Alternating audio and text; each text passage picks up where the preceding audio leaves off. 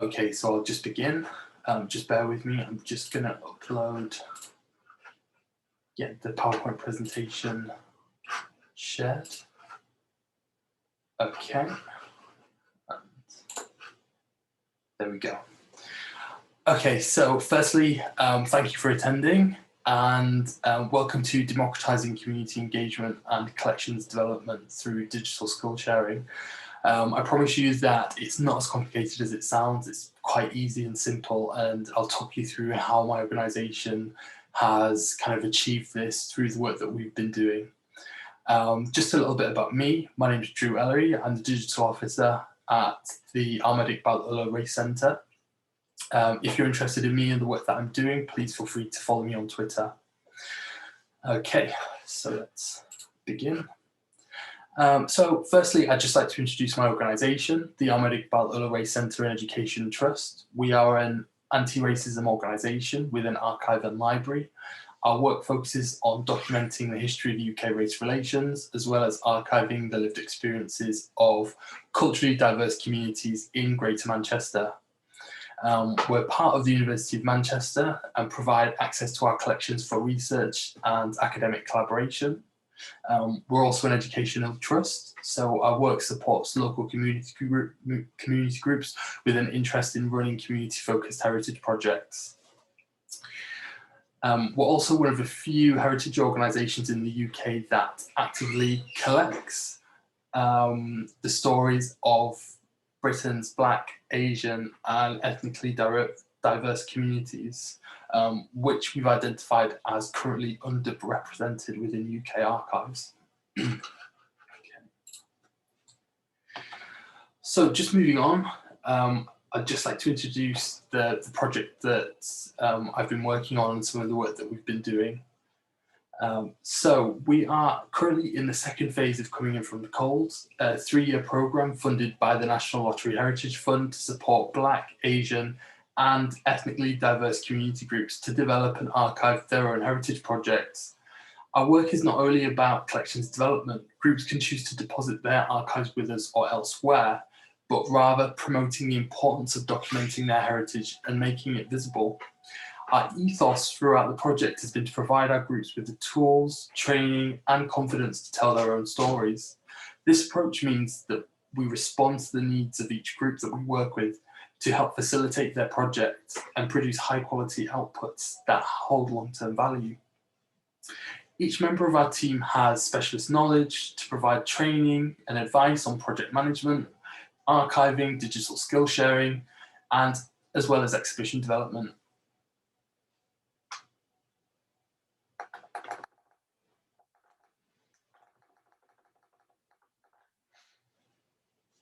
Okay, so just moving on. Just moving on to digital skill sharing. So our digital skill sharing activities involve training workshops as well as peer-to-peer sharing events. Our peer-to-peer activities, such as our annual Community Heritage Showcase, provide a platform for project managers to describe their project journey, discuss challenges and achievements, share research and contacts. We also host coffee mornings where people at different stages of their funding applications can share insights and progress. Training workshops ensure that the groups we follow kind of follow best practice procedures so that digital outputs are at a high enough quality to have long-term value. So for archiving or for using the images or content within exhibitions, booklets, published material. So it's just that the material that they produce has to ensure that it has longevity. Okay. So an example of some of the digital training that we provide, and one of our core training is our oral history training. So as a heritage organisation, we actively promote the value of collecting life stories and encourage our groups to undertake training to capture these stories within their own communities. In order to support this activity, we provide oral history training to equip our groups with the necessary skills to manage their own collecting projects. The groups tend to already have an idea of the themes that they'd like to explore within their project. These cover a wide range of topics from migration, identity and belonging to food and music. The training that we provide also involves running workshops that cover practical advice for using recording equipment, interviewing techniques, completing permission forms, as well as ethical considerations before they start collecting. These training sessions are split into 2 sessions, one on interviewing, recording, informed consent, saving files, and another on writing up, sharing, editing materials, and keeping a project inventory. A break between the 2 allows them to gain hands-on experience and use live examples for the second session. So the impact of running this training provides the groups with the necessary skills to manage their own oral history projects. Group members who attend the workshop are also equipped with the skills to train wider group members, provide peer support and advice. We do, however, experience challenges within this process, especially making sure that groups have collected copyright permissions from participants. If adequate permissions have not been specified, it's difficult for this material to have long-term value for research and future engagement. So if someone is interviewed and they don't specify how they are happy for the material to be used, then we can't really use it, just due to ethical considerations and that the interviewee has not actually specified whether or not material can be used in a certain way. So we consider that not having long-term value. So the way that we do get around this is that we tend to work together with our project managers to audit material they've collected and to also go back to participants where it's possible to complete relevant forms.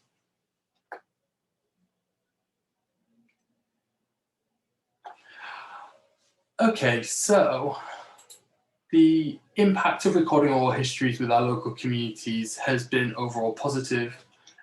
We found that it brings multiple generations together to share stories, experiences and learning. The activity also brings communities together and creates long-lasting connections. This process also provides our groups with the necessary skills to organise and run future projects. So an example of this is our Kashmiri Lives project, which was a project that explored Kashmiri heritage and culture within Greater Manchester. As part of the project, they recorded the stories of members of the community through different generations. And on the right-hand side, you can see that we've produced a project booklet using kind of material culture that has been collected within the project. So here you can see there's a photograph that we've used for the project booklet. And just an example, I'll just share with you an example of some of the recordings that get collected within the project. I have started to develop a more stronger connection with my Kashmiri heritage because growing up, I didn't really know much about it. I didn't really, go into it. I didn't really know I was Kashmiri. I kind of just thought, okay, I'm born and bred in Rochdale, I'm British. Funnily enough, in my UCAS, which is, what you fill out when you go into university, I actually put, and I don't know why I did this, I think because recently I went back to Kashmir and, when you're filling out your ethnicity, you've got Asian Pakistani, Asian Korean, Asian Chinese, whatever. I actually went Asian other because Asian Kashmiri wasn't a choice. And I thought, you know what? I want to identify myself more as Kashmiri because that is where I'm from. That is my roots. It's part of who I am. I'm Kashmiri. And so I actually chose other. I wouldn't really have a connection with the heritage, but until recently when I went, I think that's when it was a turning point for me where I began to get so connected within the culture and within the heritage. Okay, so that was Hassan Hafiz reflecting on his Kashmiri heritage. So this particular project, we trained them, they implemented the project really successfully, and they're a really good example of a project doing so well that they actually decided to run a second project. So they ran a project called East African Lives, and due to us kind of training them up and providing them with these skills, with their second project, we had a less hands-on approach because they were already trained up and they already had the skills. So that's a really good example of a community organisation having the skills and training to kind of be autonomous. Okay, so just moving on. Another example of the core training that we provide is our digitisation training. So we run training to equip our groups with the necessary skills to scan photographs, records, letters, and other personal documents as high-quality image files. We noticed earlier on in the project that a lot of project managers were too heavily reliant on their phones. So they were copying photographs from community members just using their mobile phones. So some of the pictures that they were collecting were blurred, they were very low quality, and overall they were not at a high enough standard to be archived or used within exhibitions or booklets. So the aim of this digitisation training has really been to instill a sense of difference, of doing things differently and doing things properly, and what the long-term value of that is for the project and for the material that we're collecting.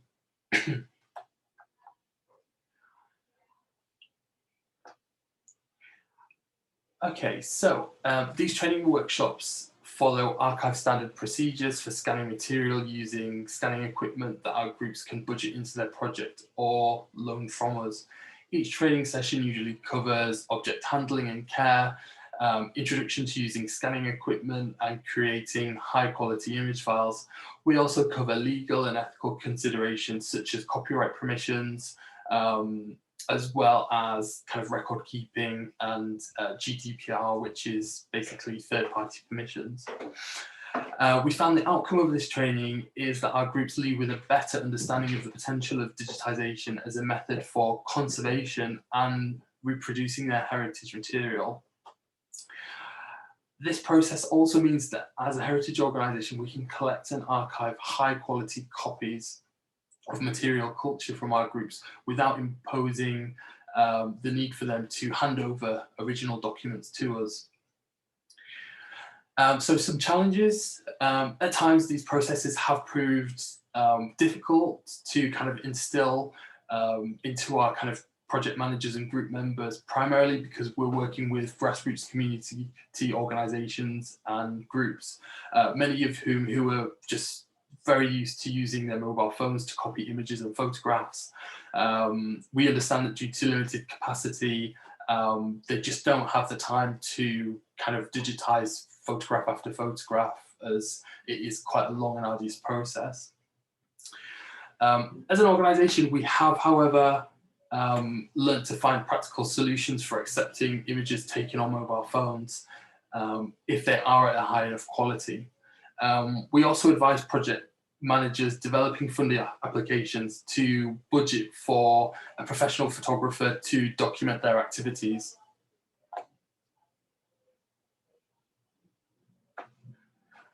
Okay. And I think I have an example here. So this is Errata, Armenian heritage in the Northwest. The project explores the lives of the Armenian diaspora who have been making the Northwest their home since the mid-19th century. So as you can see, the photographs that they produced throughout the project was really high quality. They actually appointed a photographer to go out into the community at different locations and photograph members of the community. So this is kind of one of the projects that we've supported that has gone ahead and produced some really high quality outputs.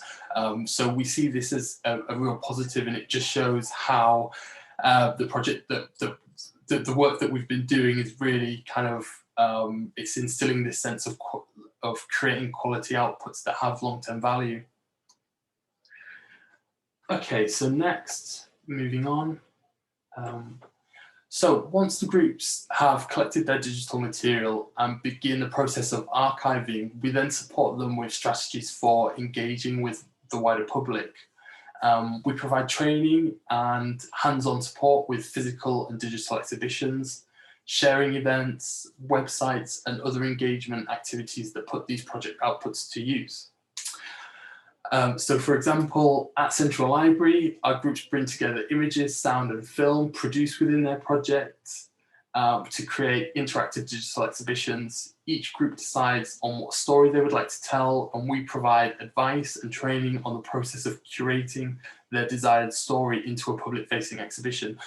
So in the picture you see me there next to the two community exhibits. So the community section does focus on the Manchester communities, and you can see around me photographs that we've collected through community projects and collaborations that are actually stored within our archive. So there's some really fantastic material that we're getting in, which we are kind of engaging with the wider public.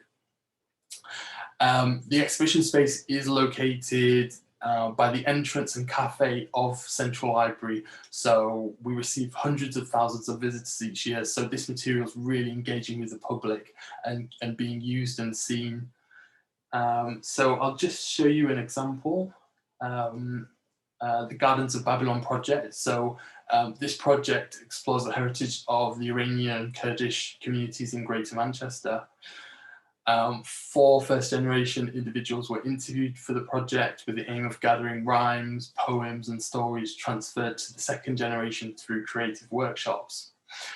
Unfortunately, because Central Library is closed, it proves difficult for me to kind of show you how the exhibits work, but I think I can show you an example of some of the material that is up there. So just bear with me. Just gonna desktop.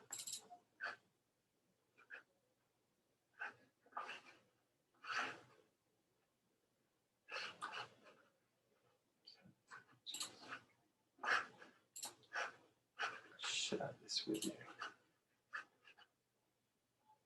دشتی خوشو رنگینه آبی کوثره خاکی جوهره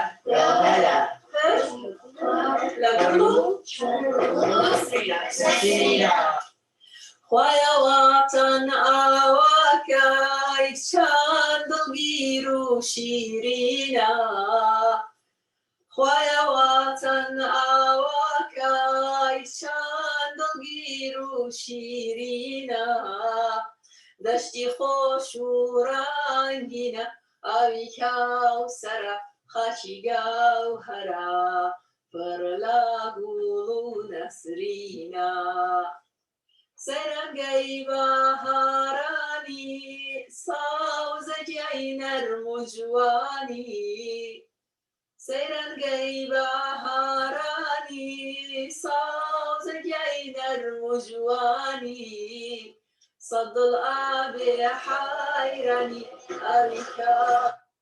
Okay, so that's a really fantastic example of some of the material that's being collected within the heritage projects digitally, and which we can use within the digital exhibitions to share with kind of wider audiences. So let me just get back to my presentation. Just bear with me. Okay, so we're back. So another engagement strategy that has been really impactful has been SoundCloud. So earlier on in the project, we recognized that the life stories that were being collected, so the oral history recordings that were being collected within the projects, were not really being kind of were not really as accessible as we'd like them to be. So in order for our collections to have value, we need a shop window. We needed to create a page where researchers and members of the public who were interested in the project or interested in engaging with the project could have a point of reference into the collections. So as some of you may know, SoundCloud is an online platform It's primarily used by musicians in order to host and share music that can be listened to. However, as a heritage organisation, we use SoundCloud as a front-facing window to our oral history collections, making excerpts accessible to listen to online. So some ethical considerations around this. So we don't publish whole interviews online in order to retain control over how the material's being used. We also risk assess the collections that cover challenging subject matters, and always ensure that interviewees have directly specified that they're happy for material to be published online. So we do have quite a rigorous process of auditing what can and can't go online and be kind of really widely accessible. So in order to implement this project, we enlisted volunteers to support us with uploading the oral history excerpts. Our volunteers were trained on how to audit, manage, edit, and upload the audio files to SoundCloud. Once they were fully trained and confident, they were then able to project manage uploading all history collections. So we'd usually have a volunteer coming in 1 day a week, working on a particular collection and making that accessible. So in the picture you can see Holly, one of our student volunteers, working on a collection and getting that uploaded to SoundCloud. Okay. So the impact of both, so the SoundCloud and the digital exhibitions for kind of engagement has been that the group outputs, so the digital material that they produce within their projects, are visible and accessible. Wider audiences can easily access this material through these kind of what we call them shop windows for future engagement and research. As well as this, we equip our volunteers and project managers with desirable skills to support their professional development and to also run future heritage projects. So in 2019, we had 3 student placements. 2 were from the University of Manchester, who we are part of. So it really links to this kind of cross collaboration, skill sharing of us and the university kind of pulling in knowledge, pulling in skills, pulling in kind of students who are really interested in the work that we're doing, who would like to gain experience for their own professional development and who can support us with kind of time to kind of help us with some of these activities, which are quite time consuming. Okay. So moving on. So just thinking inwardly, just about us as an organisation, the project has allowed us to really develop our digital accessibility and really think about how we can make ourselves more accessible to the groups and the people that we serve. So in 2018, we updated our static website, which was outdated. It was hard to really understand who we were and what we do. It wasn't very engaging, and we made it more dynamic and interactive. We included sound excerpts, films, event planner, and a blog. So let me just see, I'm just conscious about time. Let me see if I can show you some of our website. So this is our current website, which has been updated. We have about us, get involved, particularly have a section about our collections, just to give people an insight over what kind of collections we have, how these collections can be accessed. We also have a video introduction to our archive and the collections that we hold, and you can see here collections, videos, sound archive. So we do have a lot more of a dynamic website that really engages with our audiences and really shows them who we are, what we do, what we have, and we can show them also an insight into the kind of collections that we hold that represent the different communities of Greater Manchester. The website upgrade has also allowed us to host resources that can be downloaded from the website. So as you can see here, we have oral history material. So if you were interested in your own undertaking your own oral history project, that we have a toolkit that can be downloaded. We have an interviewee consent form. We have other kind of oral history documents that can be downloaded to support you with the process of collecting, and to already kind of providing you with the key documents that are easily downloadable to support you with that. So it's really making the knowledge that we have more accessible and freely available. So we've really achieved this with this project of kind of updating our website, and we feel as though there are aspects of it here that really democratize the work that we do and make it accessible and freely available, rather than being kind of a gatekeeper to our own knowledge. Okay, so finally, I'm just going to come back again to our presentation, and I'm just going to end, just conscious of time. Okay, so just to conclude, coming in from the cult focuses on building a partnership with communities and working collaboratively with them. This ensures that there is mutual respect between participants and that the project is developed and recorded in their own words. The value of using digital media to support community work and archiving is that it provides groups with the tools and skills to collect and tell their own stories that can later be used within a diverse range of digital and physical platforms to share and engage with wider audiences. This approach also ensures that the digital material they produce holds long-term value as both archived heritage and accessible resource. This democratic approach to skill sharing and facilitation has proved incredibly effective, and relationships between our organisation and the communities to which we work with have blossomed and led to repeat projects.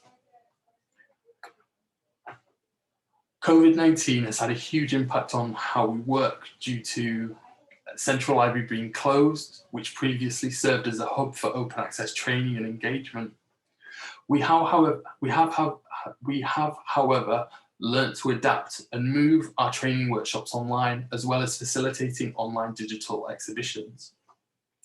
We feel as though some of these new and positive changes to the way that we work can be taken forward once it's possible to work in a physical capacity, as they allow us to provide more of a more flexible support to groups and also engage with wider audiences online. Okay, and I'll just end with some useful links. So you have our website, the Ahmed Iqbal Ullah Trust. We also have the university site, the Ahmed Iqbal Ullah Ray Centre. We have our SoundCloud, and we have our resources page. So thank you for attending this talk. I hope it was useful, and yeah, feel free if to kind of let me know what you think, and I'll be here to answer your questions. Thank you.